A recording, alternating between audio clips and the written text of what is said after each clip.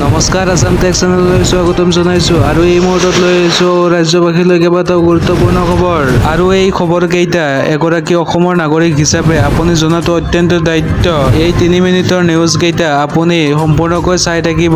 যদি এনেকুৱা নিউজ আপুনি নিতো বিচাৰে তেন্তে এই চেনেলটো ছাবস্ক্ৰাইব কৰিবলৈ নাপাহৰিব। তেন্তে লৈ আহিছোঁ আজিৰ প্ৰথমটো খবৰ আৰু আজিৰ প্ৰথমটোৱে লৈ আহিছোঁ বিগ ব্ৰেকিং নিউজ। কুৰবানীক লৈ যি বিতৰ্ক হৈছিল তাৰে অৱসান ঘটালে মুখ্যমন্ত্ৰী ডক্টৰ হিমন্ত বিশ্ব শৰ্মাই। ক'ত ঈদৰ কুৰবানী দিব পাৰিব, ক'ত দিব নোৱাৰিব ঈদৰ কুৰবানী, তাৰে সবিশেষ মন্তব্য আগবঢ়ালো আপোনালোকৰ মাজত। চাওক, মই এটাই কথা অনুৰোধ কৰিম যে যেতিয়া আমি ভগৱান বা আল্লাৰ হৈ আমি প্ৰাৰ্থনা কৰোঁ বা আমি যেতিয়া তেখেতক সকলো শ্ৰদ্ধাৰে উপচাই দিওঁ, তেতিয়া আমি সদায় মনত ৰাখিব লাগে যে ইয়াৰ ফলত যাতে ওচৰ চুবুৰীয়া মানুহজনেও সেই আনন্দত অংশগ্ৰহণ কৰিব পাৰে। ওচৰ চুবুৰীয়া মানুহজনে যদি দুখ পায় আৰু মই যদি আল্লাহ বা ভগৱানৰ ওচৰত প্ৰাৰ্থনা কৰোঁ, তেতিয়াহ'লে মোৰ প্ৰাৰ্থনা কেতিয়াও মঞ্জুৰ হ'ব নোৱাৰে।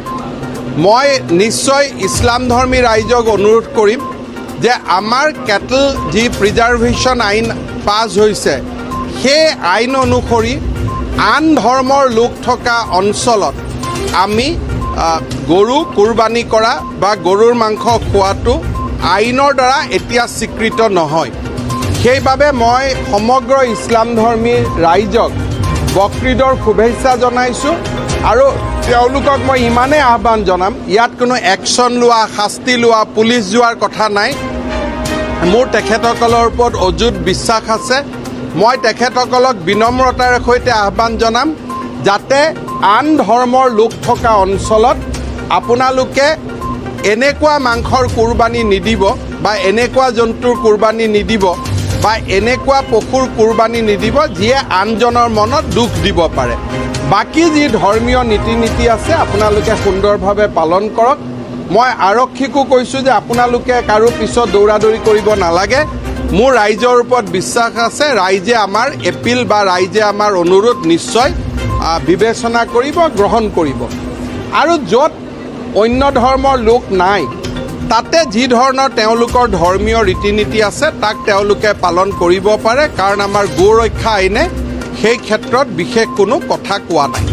চাওক, মই এটাই কথা অনুৰোধ কৰিম যে যেতিয়া আমি ভগৱান বা আল্লাৰ হৈ আমি প্ৰাৰ্থনা কৰোঁ বা আমি যেতিয়া তেখেতক সকলো শ্ৰদ্ধাৰে উপচাই দিওঁ, তেতিয়া আমি সদায় মনত ৰাখিব লাগে যে ইয়াৰ ফলত যাতে ওচৰ চুবুৰীয়া মানুহজনেও সেই আনন্দত অংশগ্ৰহণ কৰিব পাৰে। ওচৰ চুবুৰীয়া মানুহজনে যদি দুখ পায় আৰু মই যদি আল্লাহ বা ভগৱানৰ ওচৰত প্ৰাৰ্থনা কৰোঁ, তেতিয়াহ'লে মোৰ প্ৰাৰ্থনা কেতিয়াও মঞ্জুৰ হ'ব নোৱাৰে। মই নিশ্চয় ইছলামধৰ্মী ৰাইজক অনুৰোধ কৰিম যে আমাৰ কেটল যি প্ৰিজাৰ্ভেশ্যন আইন পাছ হৈছে, সেই আইন অনুসৰি আন ধৰ্মৰ লোক থকা অঞ্চলত আমি গৰু কুৰবানী কৰা বা গৰুৰ মাংস খোৱাটো আইনৰ দ্বাৰা এতিয়া স্বীকৃত নহয়।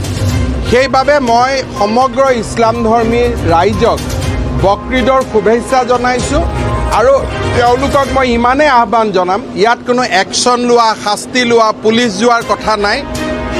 মোৰ তেখেতসকলৰ ওপৰত অযুত বিশ্বাস আছে। মই তেখেতসকলক বিনম্ৰতাৰ সৈতে আহ্বান জনাম যাতে আন ধৰ্মৰ লোক থকা অঞ্চলত আপোনালোকে এনেকুৱা মাংসৰ কুৰবানী নিদিব বা এনেকুৱা জন্তুৰ কুৰবানী নিদিব বা এনেকুৱা পশুৰ কুৰবানী নিদিব যিয়ে আনজনৰ মনত দুখ দিব পাৰে। বাকী যি ধৰ্মীয় নীতি নীতি আছে আপোনালোকে সুন্দৰভাৱে পালন কৰক।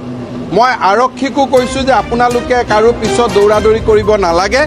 মোৰ ৰাইজৰ ওপৰত বিশ্বাস আছে, ৰাইজে আমাৰ এপিল বা ৰাইজে আমাৰ অনুৰোধ নিশ্চয় বিবেচনা কৰিব, গ্ৰহণ কৰিব।